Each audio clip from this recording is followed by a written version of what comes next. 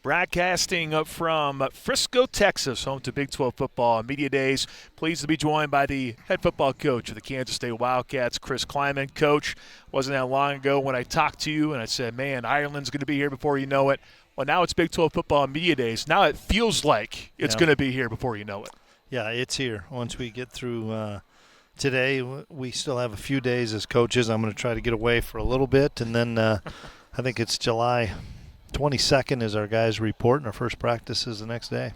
Crazy, absolute crazy. Let's go back to spring a little bit. We kind of recapped it, but I know in the spring you guys were dealing with a bunch of nagging injuries, so I know it was kind of a different spring than usual. How did you navigate through the springtime this year compared to previous years? Yeah, we just made a total philosophical change and went with 9 weeks of strength and conditioning. We wanted to put on muscle mass on the guys, wanted to put on really good speed, really good weight, get stronger, and so we sacrificed a couple of weeks of spring ball to make sure that we stayed in the weight room, and that was something we had talked about going back to pre-rate bowl of what we were going to do. This wasn't just like, hey, what do you think? No, this is something we talked about for a while so that when we came back from the rate bowl from Christmas break, our guys knew, hey, we were going 9 weeks and not even messing with spring ball until April.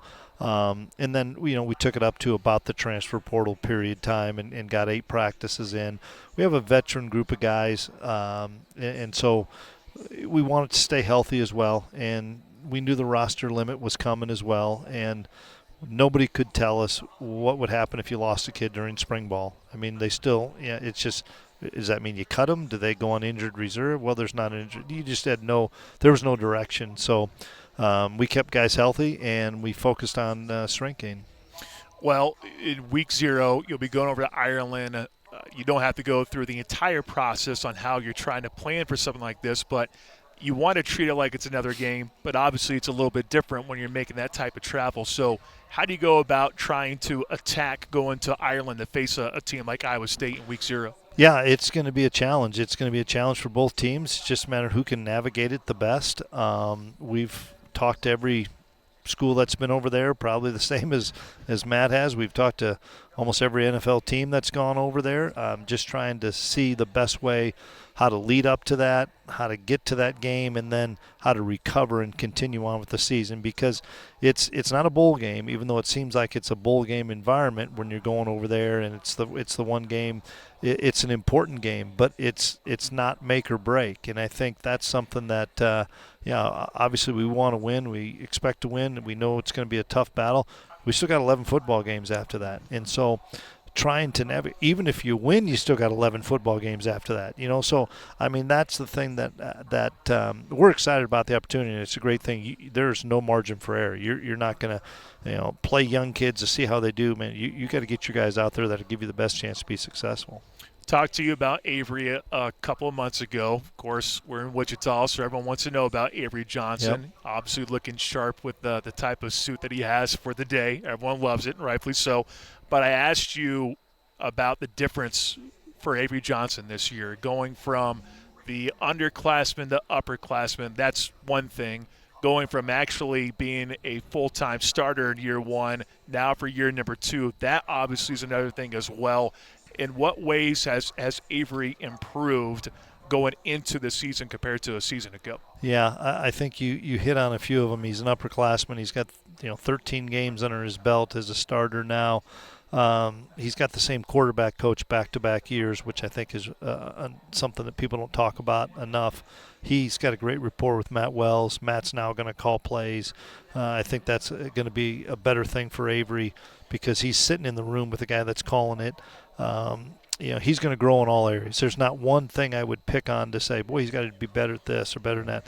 We all know in general as an offense we have to cut down turnovers. We've got to gain more on defense, but obviously the quarterback's always the one that gets the blame when there's turnovers, but we got to cut down on turnovers.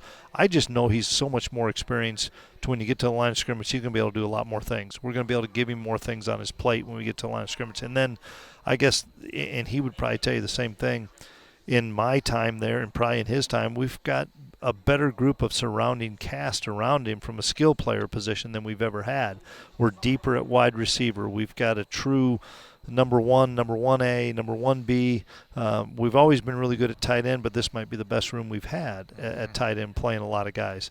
And we're pretty deep at running back, and we've got a game breaker and a game changer in Dylan Edwards at running back. And so I think Avery's probably going into this season saying I have a lot more people that I can get the ball to and not have to put it all on my shoulders too.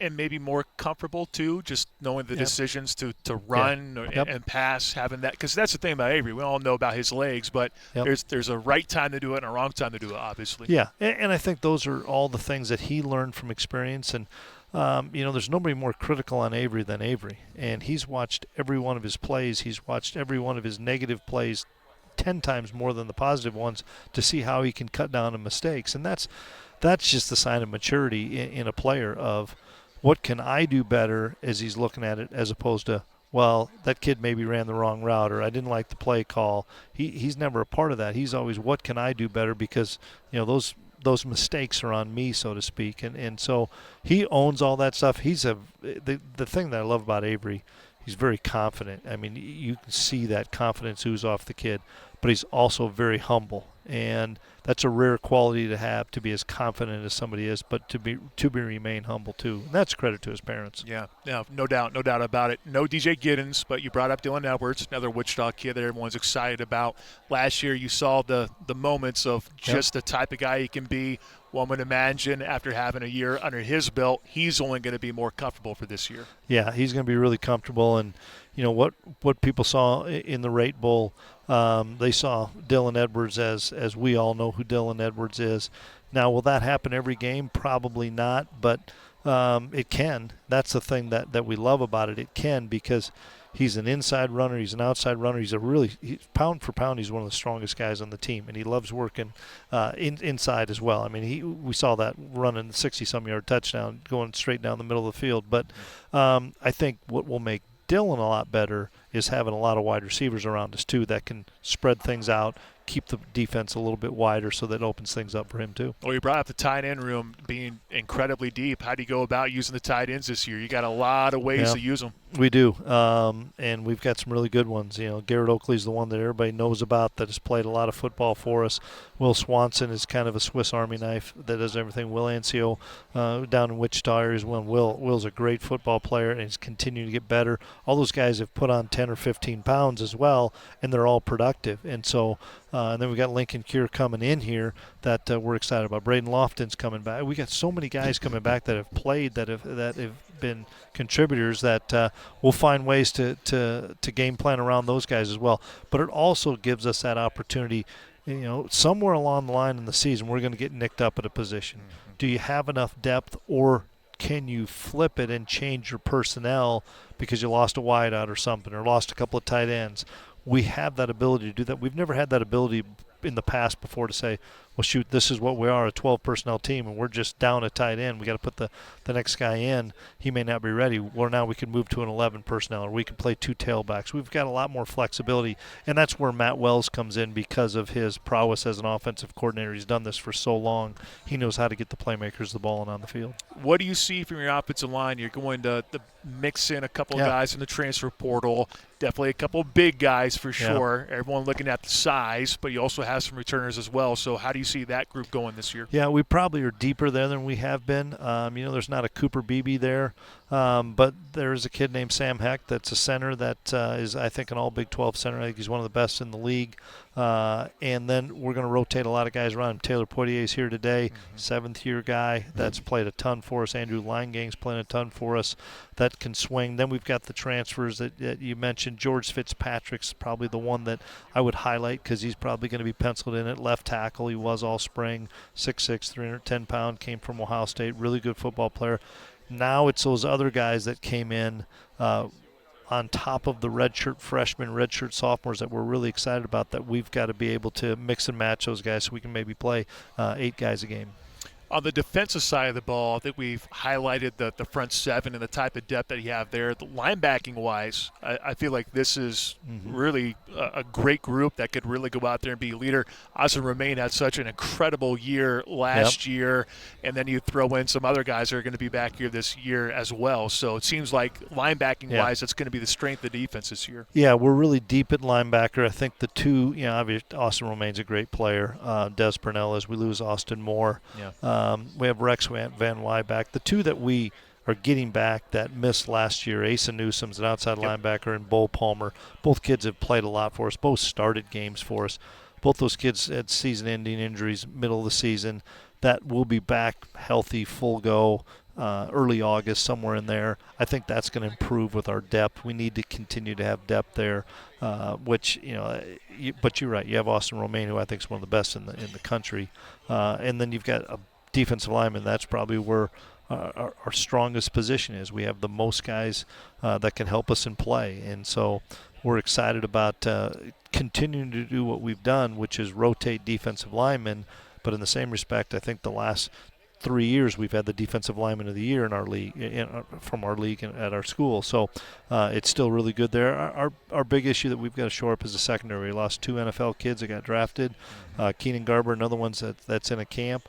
So we lose 3 NFL kids, and we have VJ Payne back. But we've got a lot of other pieces around that we've got to fill in. We found some transfers. We have some young kids that have come up, but this fall camp will be important. Yeah, fall camp is always very important, and we all know that the Big 12, you look at just at the conference, just the amount of teams that are in it first and foremost, and then the quality of teams too. I think you look, you go, well, who's going to be able to separate themselves? How do you separate yourself in the Big 12 conference? Yeah, and that's why we didn't do a coaches poll, because I think it hurt BYU, and I think it hurt Arizona State last year of not having that early accolades or early honors and stuff, and I'm glad we're not doing it. You got to stay healthy for starters. You got to take care of the football, and you got to win in critical situations, red zone and 3rd and 4th down. And those are the things that we're going to emphasize a lot in fall camp. But I think the biggest thing is the team that is the healthiest and the team that kind of puts the outside rev share, the outside NIL stuff, some of that stuff to the side, even though it's still important, and focuses in on being the best team and not having the best individuals, will be the one that'll be standing in December. Yeah, I think the last time we talked to, we were still trying to figure out what was going to happen with the house settlement. Now it's officially done. Here we go. How have you gone about trying to navigate that as a coach and a coaching staff? Yeah, it just takes too much time, in my opinion. I mean, that's what's taken away all of our time in the summer, where we haven't had a break yet, is just dealing with contracts and the rev share number and raising money and all that stuff. I mean, it's a logistical nightmare in some of that things, but hopefully it'll start to normalize and everybody gets kind of a plan over the next year. Is Cooper going to stop on by and say hello to you since we're here? No way he is. I texted with Connor Riley today.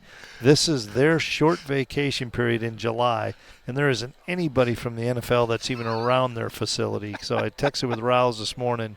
He's in Omaha, and I'm assuming Coop's probably somewhere in Kansas, but it'd be great to see those guys. I'll catch up with them before we start. Yeah, well, here we are, of course, in a facility with the Dallas Cowboys star. So I felt like it was too perfect. I know. Maybe I can get way. Deuce Vaughn to show up over here, though. I got to text Deuce and see if he can come see us. Yeah, no, it'd be great. It'd be great to see that guy once again. So, well, Coach, really appreciate your time. Really looking forward to this upcoming year. Crazy to think that Ireland is, we're down to 7 Saturdays, and then it's time for football. So it's incredible to think about that, but I sure do appreciate your time. Enjoy the rest of today, and definitely looking forward to K-State football this year. Sounds great. Thanks for having me.